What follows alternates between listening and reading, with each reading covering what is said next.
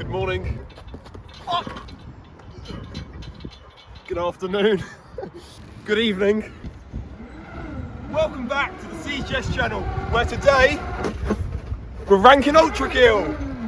In this series, I listen to and rank all the ULTRAKILL tracks for the first ever time. Spanning across 6 videos, the first 5 will be me listening to a set number of tracks, with the top 2 from each episode progressing into the final, then declare the GOAT ULTRAKILL soundtrack. And this is episode 1. That is right, after being my most requested game, we are listening to the ULTRAKILL OST. I'm very excited, but also very curious as to what this soundtrack will deliver. Will it be peaceful and uplifting, or will it be hardcore and melancholic? Either way, I hope there's bells in it. But let's not waste any more time as we get into the tiers. As you can see, we have our tiers for F, D, C, B, A and S, as well as the tier for the top 2 tracks to progress to the Ultra Finals, but the rest of the tiers are boring. So let's change them to Ultra Flop, Ultra Mids, Ultra Cool, Ultra Worthy, Ultra Killer and Ultra Got. I did do a bit of research before this video into the tracks and what order I should rank them in, and I believe now I've got a good order into kind of where you'd hear them progressing through the game, but we're going to be starting off in Act 1, Infinite Hyperdeath and the Prelude. I believe all of these tracks are made by Hikita, so a huge shout out to him. Just a reminder, these are the tracks that we're going to be ranking today, starting off with The Fire Is Gone. Oh wow, it has a very mysterious sensation to it. It still has a somewhat upbeat melody, but with the lower F notes, it reminds me of an ice cream van, but a haunted one.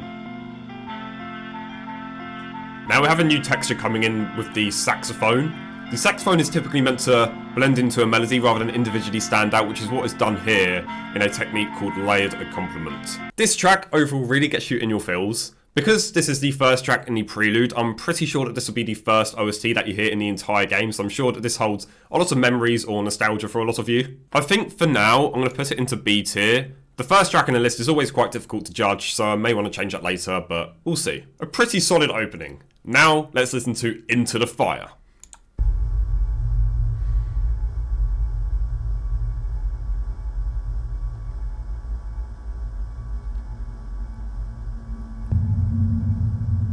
Wow, I thought the last track was mysterious. This is so suspenseful, it's giving me chills.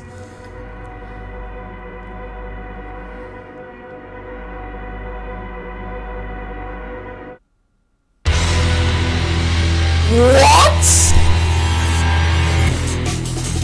Oh my what? Out of every track I've ranked on this channel, that is probably the one that I've been most caught off guard. I would have bet my life on it that a twist like that wouldn't have come in such a grand, metallic way. I feel like James Bond.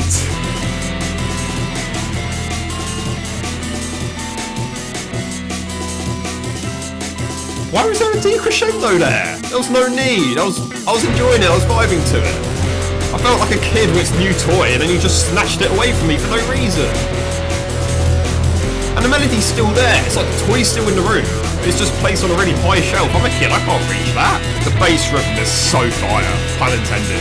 It just reminds me of a really intense version of Bowser's Castle from the Mario series. Overall, so hardcore. You know those TikToks of never let them know your next move? That would be the best way to describe this, especially with the guitar sequence. There was a couple notes in the middle that did seem a little bit off to me, but that's not enough to deter this from being our first S tier. That was incredible. Now I'm very excited to listen to the next track, Unstoppable Force. Let's go. Instantly I noticed the same guitar riff from the last track is here as well. I do really like this background drum beat, it gives off a nice energy to it, which is something I've noticed so far with Hikita. Having these tracks not be too complex in terms of musical textures, however, it's formatted in a way where the layers that we do have, for example the chords and the melody and the general rhythm, is powerful and it gets the message and intentions off quite well, and I do like it. Oh! Wow, the accelerando was very commanding there. So far, I've got the impression that this series is going to be very drum heavy, which I'm all for. Especially in this one, the snare is going crazy. This slaps. Okay, now we've looped back to the opening sequence. It just made me realise how dynamic it is with the kinetic cutting. Overall, I was really impressed with how the ideas from the last track was implemented into this one, with there being enough differences to the point where you wouldn't necessarily notice the motif straight away. I think this track would fit a fight scene perfectly, and a fight scene so good, it's deserving of A tier. Back-to-back tracks that I rate very highly. Can we continue this with Cerberus? I'm not a huge fan of this. It clearly gives off an eerie sensation with the long dragged out cymbals, but it just doesn't sit right with my ears. It just sounds kind of messy, unfortunately.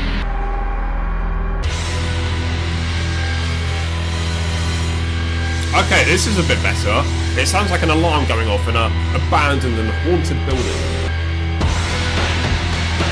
Yes! I'm so glad I kept faith in this track.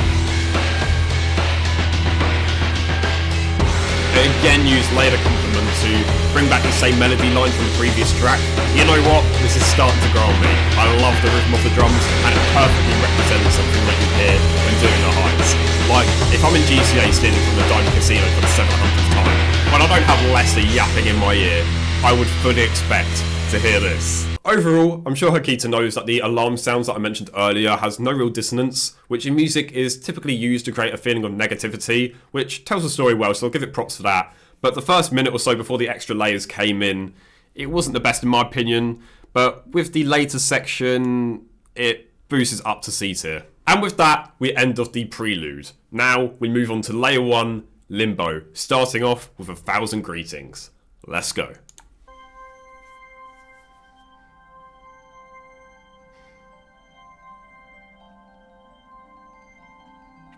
This is so unbelievably contradicting to the last track.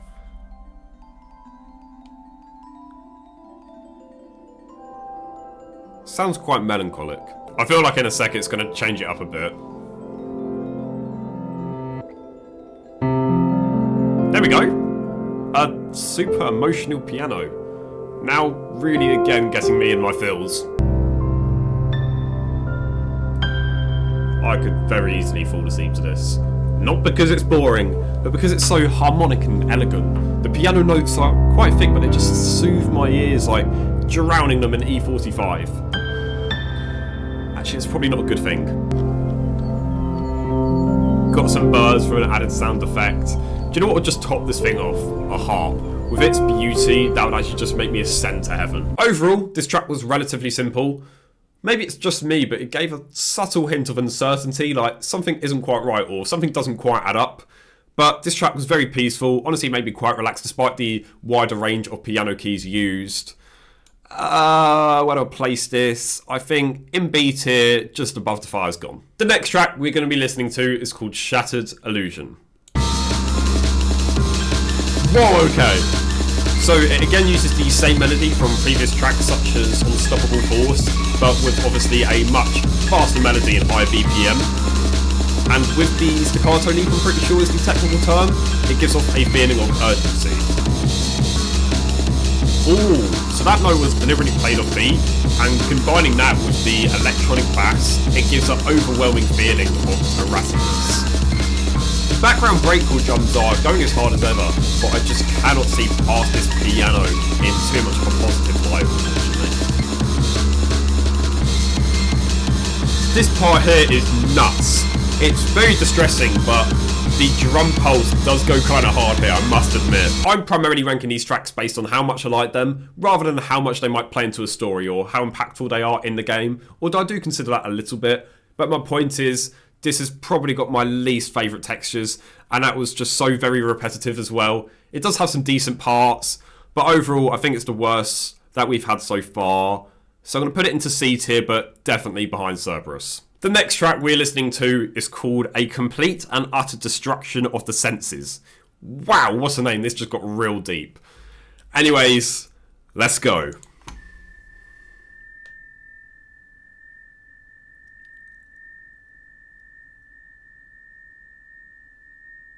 I'm not even playing the game and I'm scared. I really don't like this.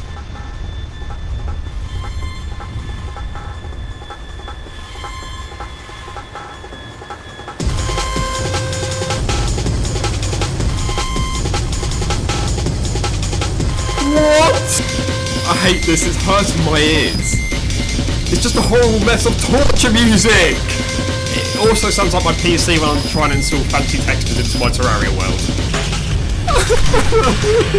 In conclusion, my ears wanted to commit mass war crimes to others and itself. The title was actually very fitting, and I always thought when I do eventually listen to a track that is deserving of F tier, I'll just joke about it for a little while and be like, nah, this is good. It can go into S+ tier. Nah, I can't even joke about this. Get into F tier and get out of my sight. I do not want to listen to this track that sounds like I tried to get my printer to print rocks whilst shoving it into a microwave. Ah! Moving on, we've got the next track, Sanctuary in the Garden of the Mind. Also, this is the first ever track in 6 previous videos of me ranking music where I put a track into F tier. So congrats, I guess. I don't know. Let's just please move on to Sanctuary in the Garden of the Mind. It is so nice having functioning ears again. Honestly, this whole time listening to it, I've just been smiling, as similarly to 1,000 Greetings, it's relaxed me, put me at ease at the world, and definitely healed my ears. The C keys were a perfect middle ground for a track like this. The pitch didn't really move much, if at all, but that's okay. There's not really too much else I can say for a simpler track like this, other than the fact that it was just genuinely really pleasant to listen to. I think overall it's deserving of B tier, splitting 1,000 Greetings and the fire is gone. As we just go over the halfway point in the video, I think now is a good time to do comment of the week. All the love and support on the channel recently has been amazing to see, but this comment from Hifty7779 just blew everything out of the park. In my previous music ranking video, which you can watch by just clicking the card up here, I asked for some help about how to structure the tracks out in this series. And look at the incredible amount of help this comment gave. This definitely helped me a lot with ordering the tracks, so truly a massive thank you to you, Hifty7779. If you want to have a chance to be featured as comment of the week for part 2, all you have to do is subscribe to join the best community on YouTube, and also to help me reach my end of year subscriber goal, and comment down below. Now, let's move on to the 9th track for today, Castlevania. I'll assume that this is a reference to Castlevania, which I haven't seen and know nothing about, so this means zilch to me. Anyways, let's give it a listen. Immediately hit with some frantic drums.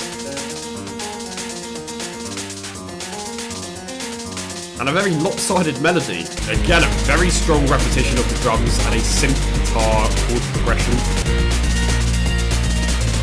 And now the track proposes a church-like sensation to it, with these slightly slower keys resulting in less note per bar in a technique called augmentation. And also the change of pitch as well, called transposition. I can tell Hikita loves to intentionally move the chords around in a way that makes it unpredictable and keeps you on the edge of your seat, and he does it whilst keeping an awesome rhythm to it. Overall, I absolutely love the electronic metal style of this. I mean, if you've seen any of my previous rankings, you would know how I feel about the electric guitar. I would say this is probably one of the more unique tracks we've listened to today. It was very intense, but there was a hint of eeriness to it, which I'm sure tells the story when actually playing the game. This is definitely S tier worthy, but is it better than Into the Fire? I think Into the Fire had higher highs, but lower lows, and because Castlevania is just so consistently good, it takes top spot right now, and is currently in very decent contention to make it through to the Ultra Finals. The next track on this list is called Clair de Lune. Now, this one intrigued me from the very start because Clair de Lune is a French poem from the mid to late 1800s, which is super famous. I'm sure all of you have heard it before. And obviously, this has got the exact same name, so let's see if this is the exact same song. Well, yes it is! Wait, I'm not going to get copyrighted for this, am I? Please, no more copyright issues. I'll just deal with it if it comes to it. Here's a neat little Easter egg, if you can call it that, which nobody asked for. If you listen closely, you can actually hear the performer turn the staff paper page over in just a second, I believe.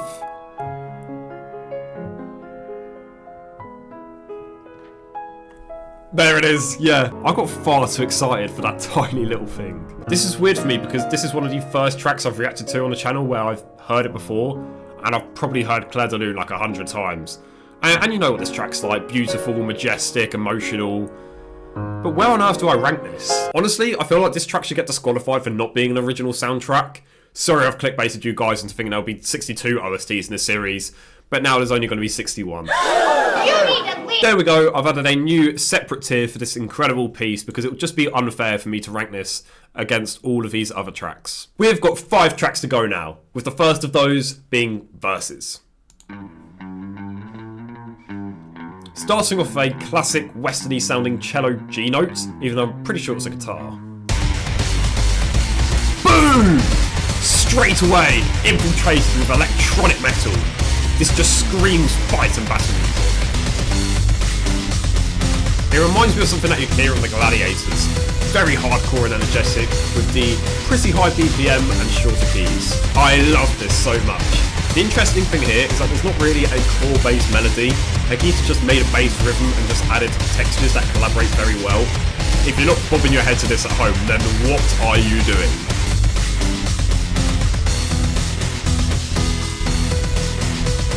That's a very unusual way of doing a transition. The do that you heard to break up the verses is called a chiptune note, which does fit the retro metallic theming of it with it sounding 8-bit. There it is again.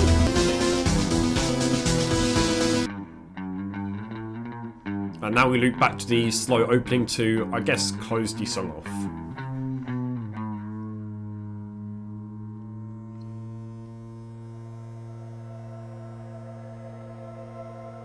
Oh, what is this? I don't know how to feel about that ending. Kind of suspenseful, like you haven't heard the full story or there's something still waiting for you around the corner. In conclusion, very heavy and so catchy. Like I said earlier, because of the textures being made after the bass rhythm was thought of, it creates a track that just vibes really well.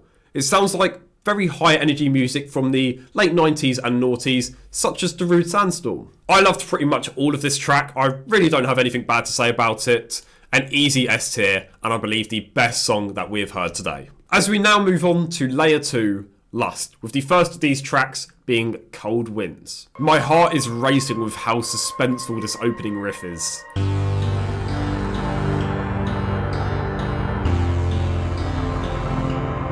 Right, I really like this quite modest beat.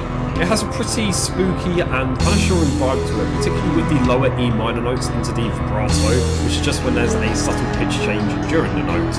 And with that you've also got the more prominent, longer notes that gradually lowers the pitch before the dual vibrato, which is called a flat.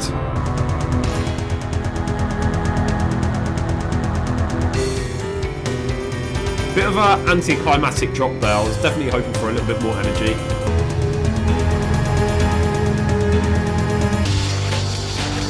Yes! This was the energy I was looking for. One thing Hakita does really well, and I've only just picked up on this, is when he implements new textures into the track, they're in your face. You notice them, they become the main focus point of the track for a bit. But when it gets repetitive and you continuously hear the same notes, over time you notice it less as it detracts from your attention and slowly becomes effective white noise, which then leaves more room for new textures to be implemented without making it too overwhelming. This is actually a very clever and unique use of chord progression, which we've seen from other artists that I've reacted to on this channel, DM Dakuru, Pimpin Neon, etc. But Hakita does it in such a unique way that I wouldn't have even thought of. Overall though, I did enjoy the synthwaves. Again, it was a simple yet effective use of layered accompaniment, and in general, it was a really good track. Not quite good enough for S tier in my opinion, but definitely good enough for A tier, just below Unstoppable Force. So far, I'm very impressed. Let's see if this continues with our next track, Requiem. Let's go.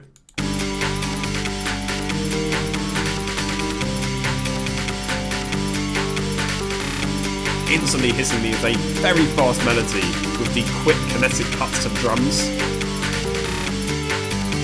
This sounds like it wouldn't be quite daunting enough for a full-on boss fight, but maybe for a mini-boss or a horde invasion type thing. Oh, I love that subtle piano bar there. These notes going as low as G. What I was trying to say is these notes going as low as G signifies a somber and memorial feeling to it. Such an idiot.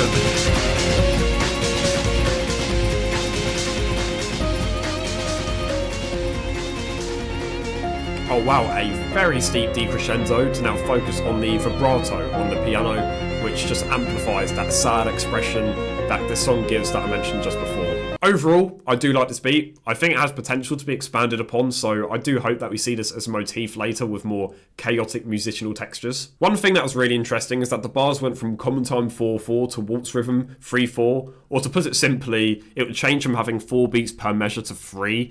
Let's play the start again. So here we go, it goes 1, 2, 3, 4, 1, 2, 3, 4, 1, 2, 3, 4, 1, 2, 3. Where's 4? Well, actually I said it's 3/4, it's more like 7/8. But still, this throws you off enough to make you not as comfortable with the beat, keep you guessing, warning you, this ain't how it seems, which is genius from Hikita. I had to think about it, but I'm going to place Requiem into the top of A tier. It's almost on par with Into the Fire, but I just think there's a little bit missing with this one. Now, moving on to the penultimate track for today, Panic Betrayer. Wow, very odd use of the almost reverbed piano tones.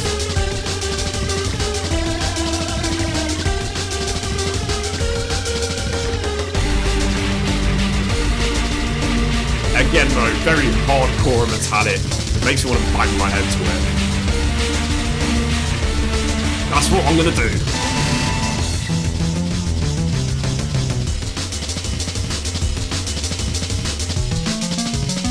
I think this is the first time we've had a full loop, and it was very smooth, so bonus points for that. The ultra quick cuts into the drum pulse, the other musical textures such as the guitar and electric synths all culminating together to make you feel like you're on the devil's doorstep. I love it! In conclusion, so much energy.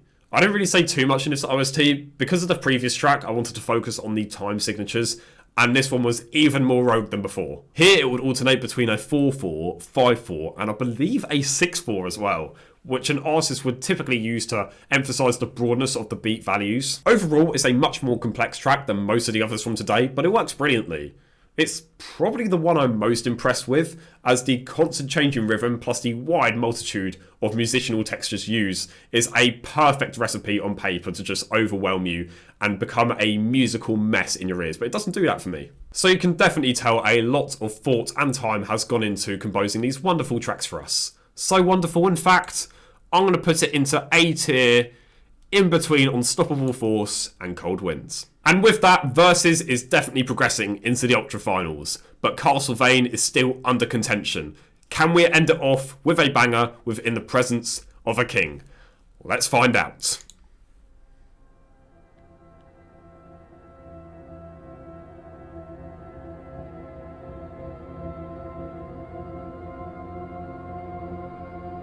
Quite a beautifully soft yet unnerving opening.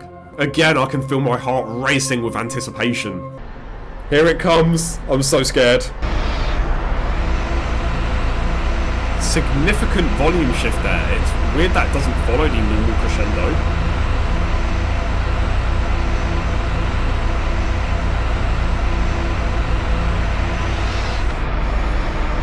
What is going on? Is there no drop? Okay, I was starting to lose hope. Now we've got some pretty generic drum beat. The lower, deeper sounding drums is the kick drum. Look guys, there's really just nothing I can say here. Decrescendo lowering the volume also feels like it's lowering my soul into the ground. In conclusion, the very eerie soundtrack stayed consistent for the whole, 4 minutes and 12 seconds. Consistently boring.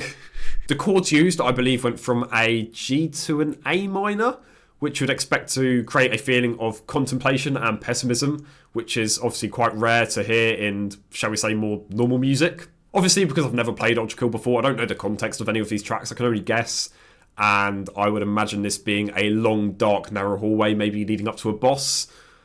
But yeah, overall, pretty empty track, and ultra meh! So here is my finished tier list from episode 1. I must admit, before this I wasn't sure how this was going to go. I was worried that I might not enjoy the style of music or whatever, but no, I'm already loving this. Apart from you! But I'm so glad because I know I'm going to really enjoy this series, and I'm intrigued as to see what direction these tracks take from here. But on that note, thank you so much for watching it to the end. Make sure to like the video and subscribe if you haven't already, and I'll be back next week for another episode of Terraria Calamity. But in the meantime, good night.